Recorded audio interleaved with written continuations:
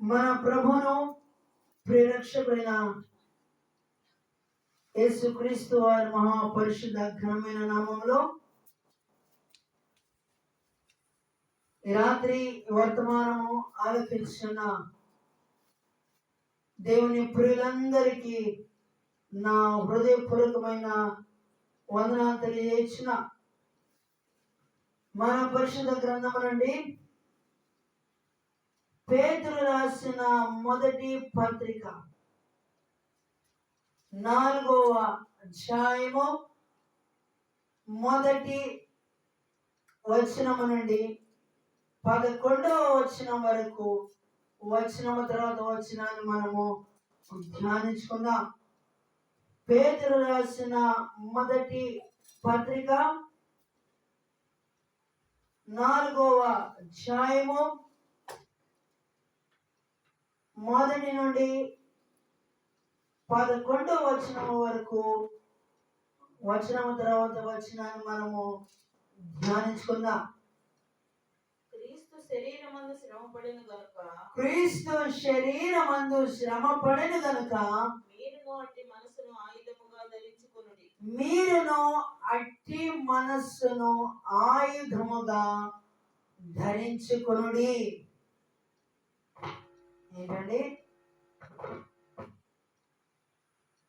ఫిలిప్పీయులకు రాసిన పత్రిక 2వ అధ్యాయము 5వ వచనం.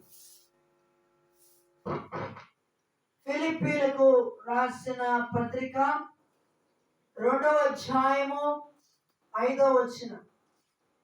క్రీస్తుకు కలిగిన ఈ మనస్సు మీరును కలిగి ఉండుడి. ఎట్లాంటి మనసు అండి? ఎట్లాంటి మనసు? ప్రేమతో కూడిన మనసు. ఏ ప్రేమది?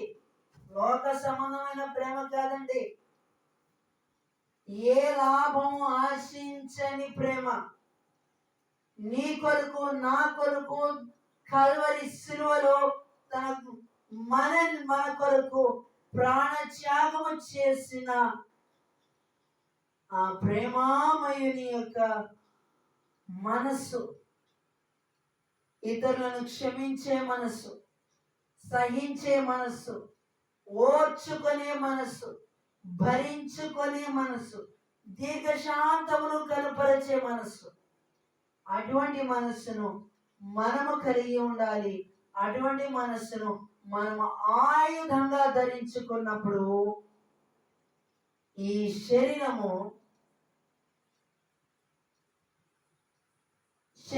మీద, శరీర కార్యముల మీద మనము ఖచ్చితంగా జయమును మనం పొందుకుంటాము. ఆత్మ క్రియల వలన శరీర కార్యముల మీద మనము జయమును మనం ఖచ్చితంగా పొందుకుంటాం. ఎందుకంటే ఆత్మలో మనము బలముగా ఉన్నప్పుడు శరీరమును మనము సులువుగా స్వాధీనం ఉంచుకొనగలము. క్రీస్తు శరీరమందు శ్రమ పడేను గనుక మీరును ఈ మనస్సును ఆయుధముగా ధరించుకొనుడి. ప్రభువారు కలిగి ఉన్న మనస్సును ఎప్పుడైతే మనం ఆయుధంగా ధరించుకుంటామో శరీరము మీద మనము సులువుగా జయించగలము. దాన్ని మనం కంట్రోల్ చేయగలం. ఒక మాటలో చెప్పాలి, మనం దాన్ని కంట్రోల్ చేయగలం. గలతీయులకు రాసిన పత్రిక 5వ అధ్యాయము 16వ వచనం. గలతీయులకు రాసిన పత్రిక 5వ అధ్యాయము 16వ వచనం.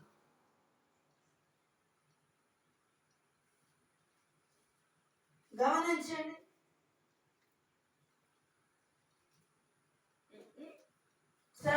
ఒకసారి వాక్యాన్ని చదవండి. ఒకసారి ఆత్మానుసారముగా నడుచుకొనుడి, అప్పుడు మీరు శరీరేచ్ఛలను నెరవేర్చరు. నెరవేర్చారు. ఈ మాట మీ బైబిల్లో ఖచ్చితంగా అండర్లైన్ చేసుకొని వచ్చింది. ఈ మాటకు పేతురు రాసిన మొదటి పత్రిక 4వ అధ్యాయం 1వ వచనానికి చాలా దగ్గర రిలేషన్ ఉంది. ఏంటండి? ఆత్మానుసారముగా నడుచుకొనుడి, అప్పుడు మీరు శరీరేచ్ఛలను నెరవేర్చరు. మన ఆత్మలో మనం బలముగా ఉన్నప్పుడు శరీరేచ్ఛలు, శరీరమైన కోరికలు, వీటి మీద మనం సంపూర్ణంగా మనం జయమును పొందుకుంటాం. శరీరేచ్ఛలు మనం నెరవేర్చము. ఆత్మ క్రియలను, ఆత్మ సంబంధమైన వాటి మీద మన మనస్సు కేంద్రీకరించబడుతుంది. కనుక ఇక మీదట శరీరము ఆత్మ మీద పెత్తనము చలాయించదు. 2వ వచనం 4:2. శరీర విషయంలో శ్రమపడినవాడు శరీరమందు జీవించు మిగిలిన కాలము ఇక మీదట మనుజాశలను అనుసరించి నడుచుకొనక దేవుని ఇష్టానుసారముగా నడుచుకొనున్నట్లు పాపముతో జోలి ఇక నేమియు లేక ఉండును. పాపమును ఇక జోలి ఏమీ లేకుండా ఉండును. ఏంటండి? ఈ లోకములో మనుషులు కలిగి ఉన్న ఆశలు, మనుజాశలు, మనుషులకు కలిగే ఆశలను మనుజాశలు అంటారు. అంతే కదండి? ఈ లోకములో ఉన్న ఈ మనుజాశలను అనుసరించి నడుచుకొనక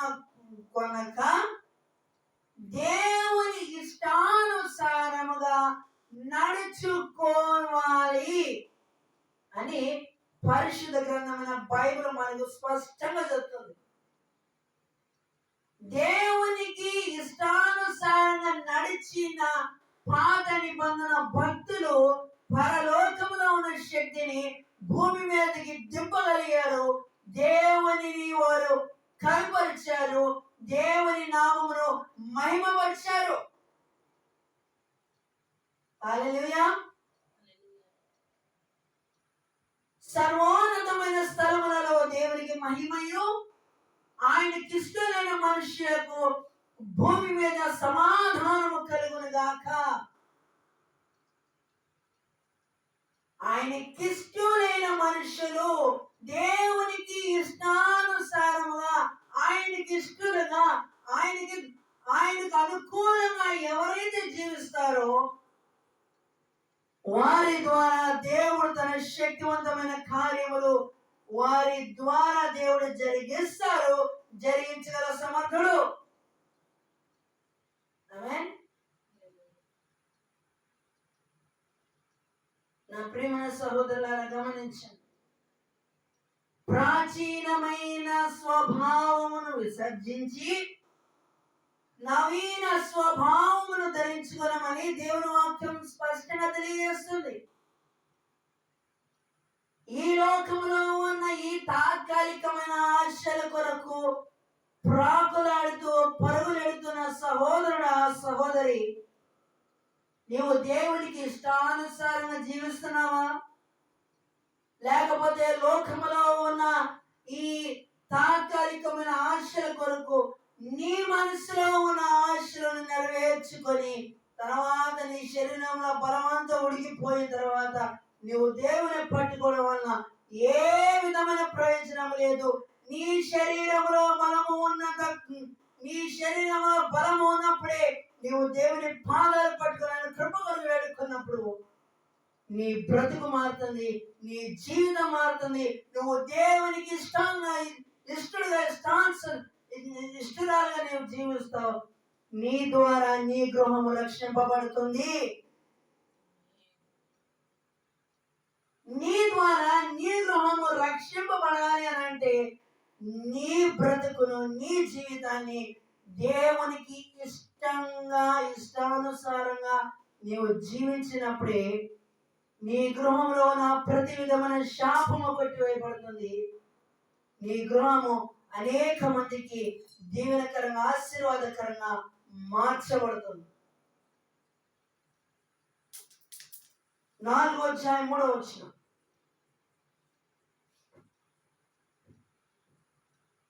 పేతురు రాసిన మొదటి పత్రిక 4:3. మనము పోకిరి చేష్టలు, దురాశలు, మద్యపానము, అల్లరితో కూడిన ఆటపాటలు, త్రాగుబోతుల విందులు, చేయదగని విగ్రహ పూజలు మొదలైన వాటి యందు నడుచుకొనుచు అన్య జనుల ఇష్టమును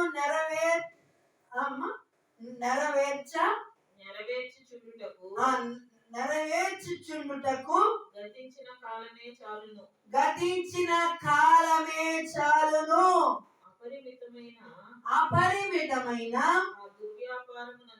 ఆ దుర్వ్యాపారమునందు తమతో కూడా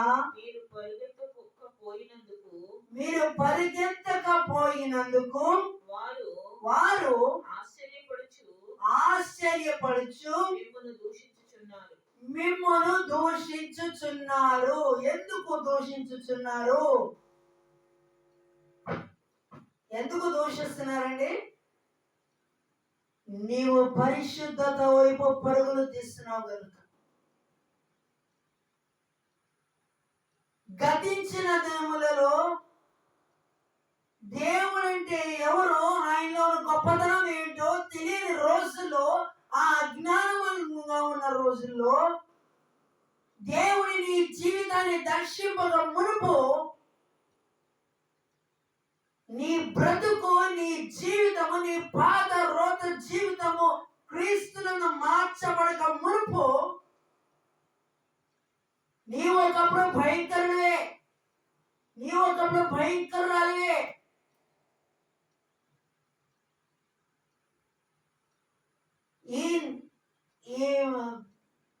ఈ వాక్య భాగంలో ఉన్న ఈ కొద్ది లక్షణాలు మనం చదువుతున్నప్పుడు శరీర కార్యముల యొక్క జాబితా ఉంటుంది. చూడండి జాబితా. గలతీయులకు రాసిన పత్రిక 5:19, మార్కు సువార్త 7:21 ఉన్న ఈ శరీర కార్యములున్న జాబితా ఉంటుంది. చూడండి. పోకిరి చేష్టలు, ఒక్కో దాని గురించి వివరిస్తే సమయం మనకు చాలదు. పోకిరి చేష్టలు,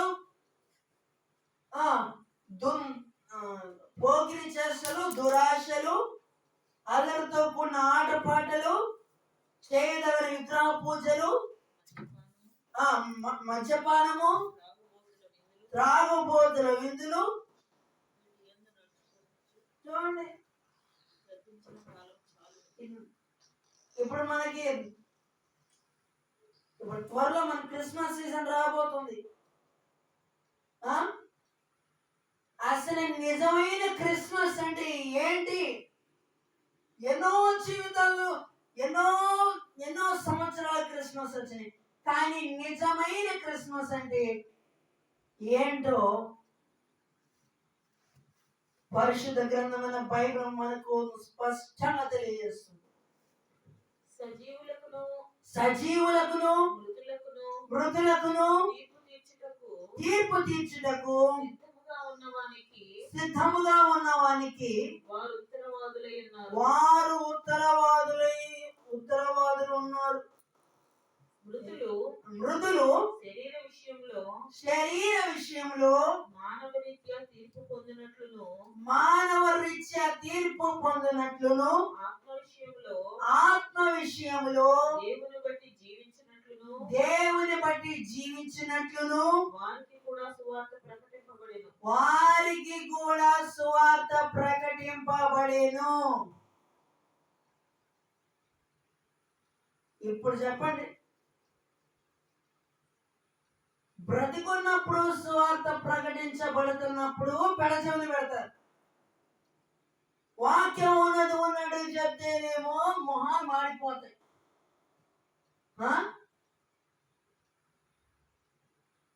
వాక్యం ఉన్నట్లు చెప్పి వాక్యం ద్వారా గద్దిస్తేనేమో తమ మనసుకు నచ్చినట్లుగా వాక్యం చెప్పేవాళ్ళ దగ్గర వెళతారు. ఇట్లాంటి వాళ్ళని చూస్తున్నప్పుడు నాకు కోపం కాదు, చాలా బాధ వస్తుంది. ఒక విధంగా చెప్పాలి, నాకు నవ్వు వస్తుంది. ఇంత అమాయకులా,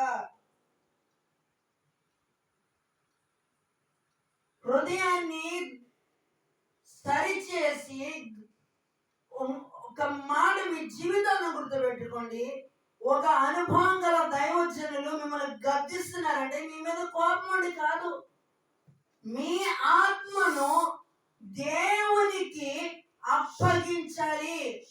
ఈ లోకంలో వాక్యము ద్వారా మీరు దైవజనుల ద్వారా మీరు సరిదిద్దబడి వాస్తవం ఏంటో మీకు చెప్పాలి.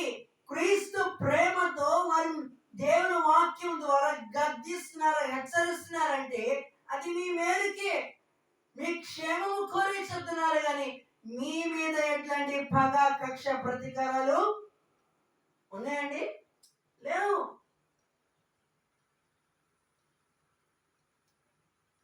అటివారి మనోనేత్రాలను దేవుడు తెరిచి వాస్తవాన్ని గ్రహించినట్లు దేవుని ఆత్మ కార్యములను దేవుడు జరిగించినగాక.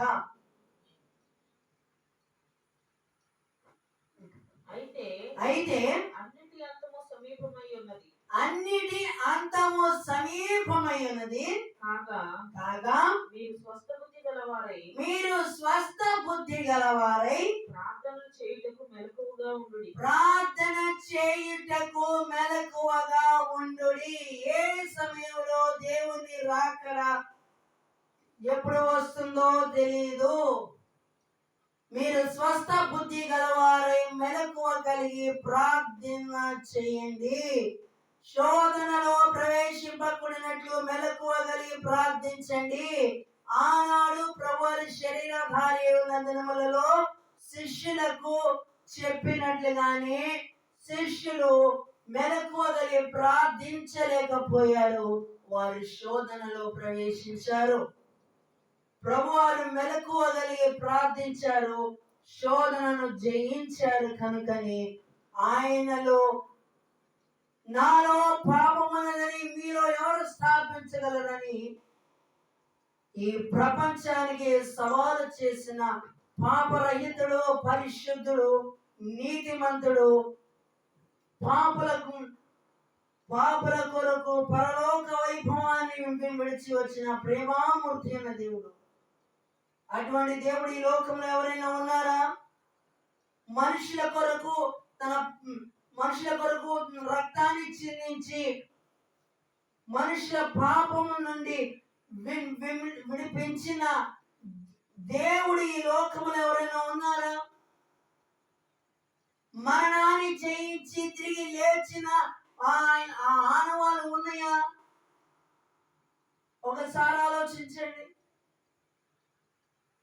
నా ప్రియమైన సహోదర, సహోదరి, ఎందరో దేవుళ్ళు, దేవతలని చెప్పుకుంటున్నారు. కానీ వారు ఒకప్పుడు మనలాగే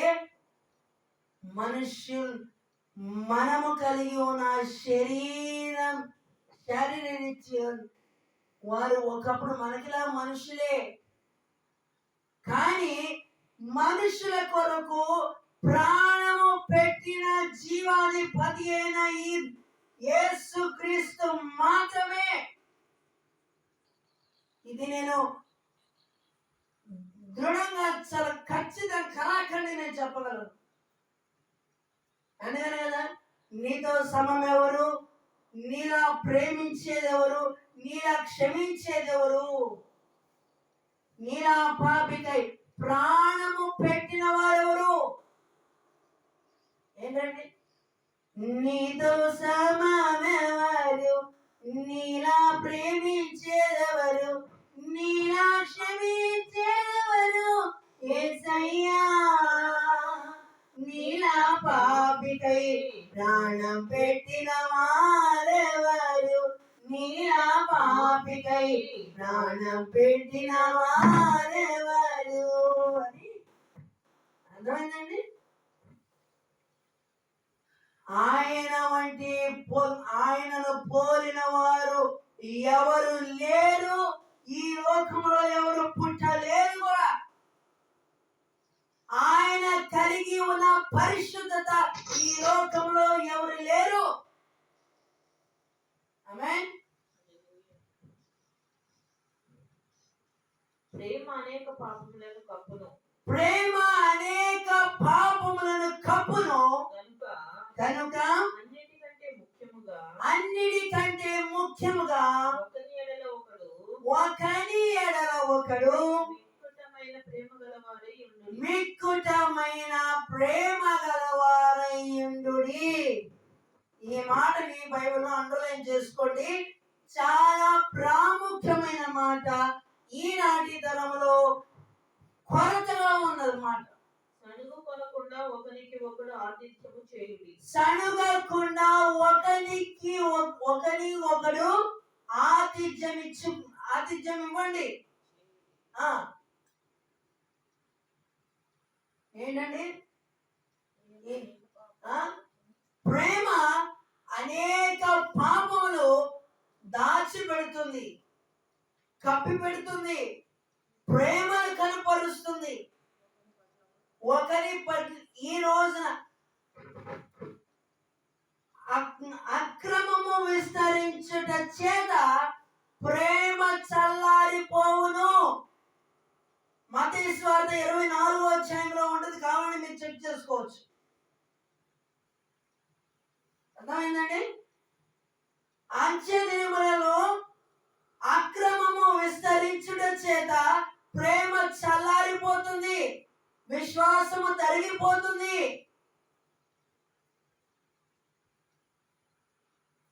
ఈ లోకంలో ఈ శరీర కార్యాలు క్రమంగా విస్తరిస్తుంది. లోకంలో ఆరంభంలో ఉన్న దైవజనులు కలిగి ఉన్న విశ్వాసం, ఆ కన్నీటి ప్రార్థన ఈనాటి తరంలో మనం ఎక్కడన్నా చూద్దాం అనుకున్నా ఆ ఆనవాళ్ళు ఏమాత్రమో కనబడటం లేదు. చాలా విచారం.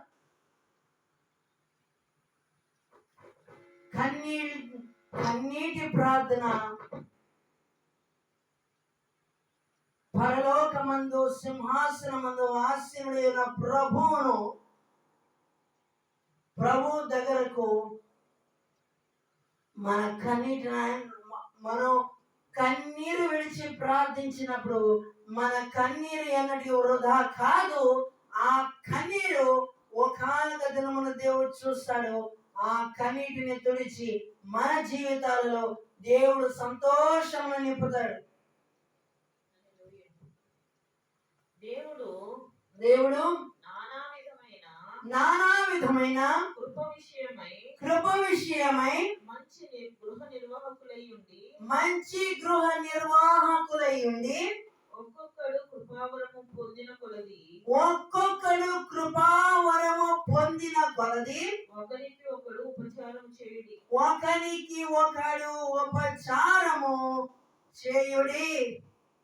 ఈ మాట కూడా చాలా ప్రాముఖ్యం. ఈ మాట కూడా మీ బైబిల్ అండర్లైన్ చేసుకోండి. ఒకరికి ఒకడు ఉపచారం అన్న పదము మీరు విన్నప్పుడు మనకు ఒక సందర్భం మనకు జ్ఞాపకం రావాలి. పేతురత జ్వరంతో బాధపడుతున్నప్పుడు ఒకసారి ప్రభువారు సమాజ మందిరంలోకి లోకి వెళ్ళి బోధించిన తర్వాత పేతురుతో వాళ్ళ ఇంటికి వచ్చినప్పుడు ఆమె జ్వరంతో బాధపడుతుంది. ప్రభువారు ఎప్పుడైతే ఆమెను ముట్టాడో ఆమె వెంటనే లేచి ఆయనకు ఉపచారము చేయసాగాను. గుర్తొచ్చిందా మీకు? ఏంటండి, గుర్తొచ్చిందా లేదా సందర్భం? పేతురు అంత జ్వరంతో బాధపడుతున్నప్పుడు ప్రభువారు ఆమెను ముట్టగానే ఆమె మంచం మీద నుండి లేచి ప్రభువుకు ఉపచారము చేసింది. ప్రభువారు మార్త మరియల గృహంలోకి వచ్చినప్పుడు మార్త అనేక పనుల మీద, విస్తారమైన పనుల మీద ఉన్నప్పుడు మరియా దేవుని పాదాల దగ్గరకు వచ్చి కూర్చుంటున్నప్పుడు ప్రభువారు ఒకటి అన్నారు, మార్త, నీవు అనేక పనుల మీద బహుశ్రద్ధ కలిగి ఉన్నావు, కానీ మరియా నా పాదముల దగ్గర వచ్చి ఆత్మ సంబంధమైన విషయాలను తెలుసుకుంటుంది. ఈ రోజున అనేక పనుల మీద బహుశ్రద్ధ కలిగి ఉన్నారు అనేకులు. అర్థమవుతుందండి?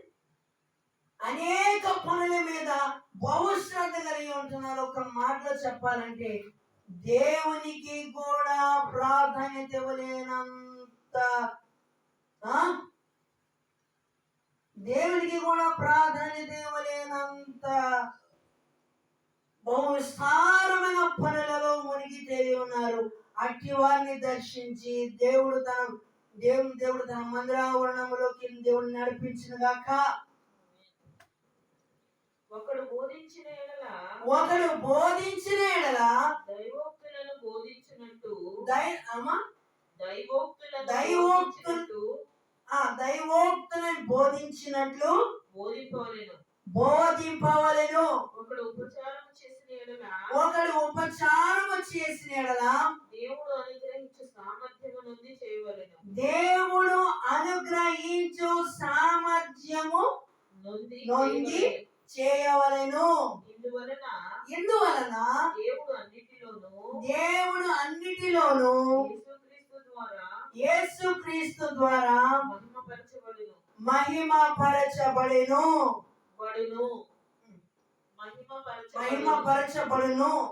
యుగ యుగములు మహిమయు ప్రభావమును ఆయనకుండును గాక. ఆమేన్. ఏంటండి?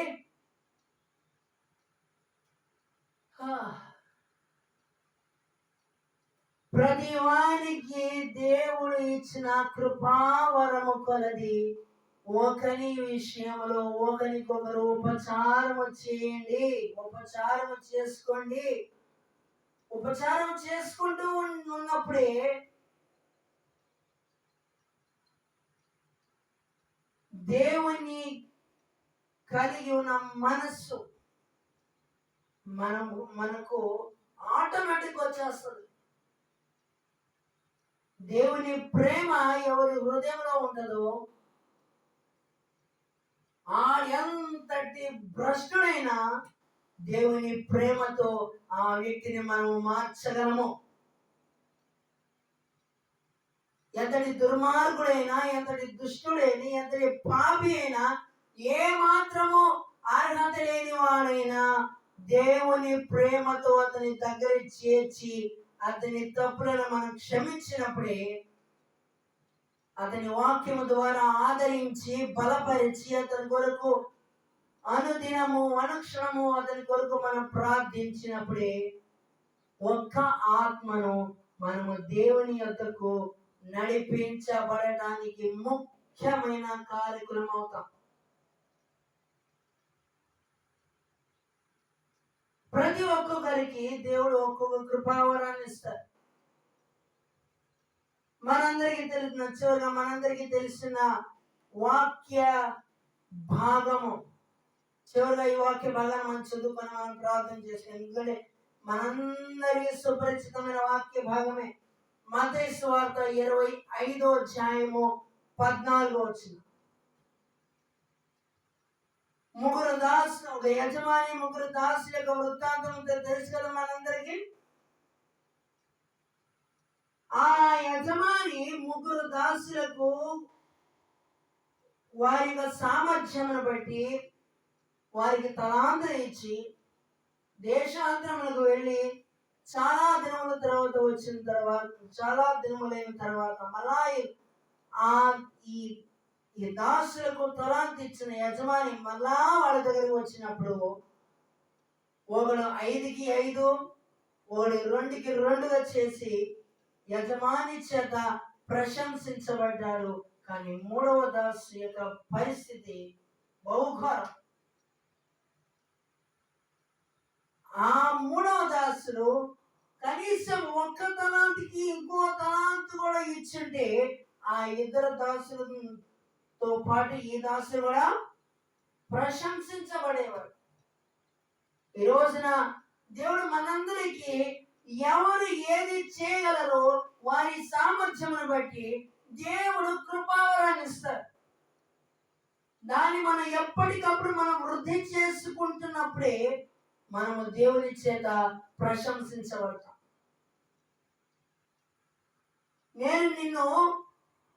నేను నీకు ఇన్ని తలాంతులు ఇచ్చాను, నువ్వు ఏం చేసావు, ఎట్లా చేసావని రేపు దేవుడు మనల్ని అడిగిన, ప్రభువా నువ్వు నాకు ఈ తలాంతులు ఇచ్చావు, నువ్వు నాకు ఇన్ని తలాంతులు ఇచ్చావు, ఇదిగో ప్రభువా దీన్ని ఇంకా వృద్ధి చేసి, ఇదిగో నువ్వు ఇన్ని ఇచ్చావు, ఇన్ని వృద్ధి చేసి, ఇదిగో ప్రభువా నేను ఇన్ని తలాంతులు నేను సంపాదించాను చెప్పిన బడా నమ్మకమైన మంచి దాసుడా అని ఆనాడు దాసులు యజమాని ద్వారా ప్రశంసించబడినట్లుగా దేవుడు మనకు ఇచ్చిన తలాంతులను మనము దేవుని కొరకు దాన్ని మల్టిప్లై చేసి మరలా దాన్ని దేవుని చేతిలో పెట్టినప్పుడు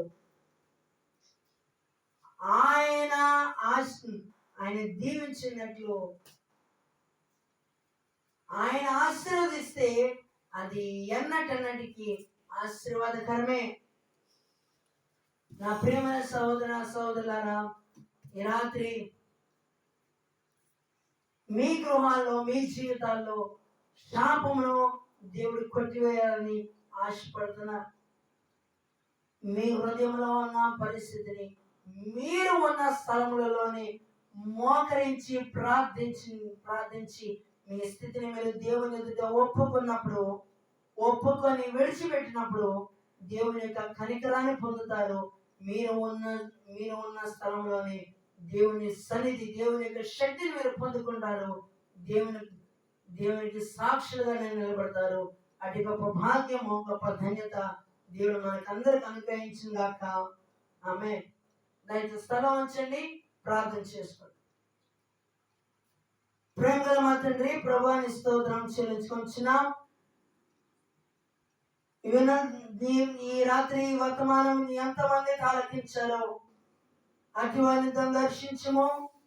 వారి హృదయ స్థితిని మార్చి వారి గృహంలో పట్టి పీడిస్తున్న ప్రతి విధమైన శాపమును కొట్టివేసి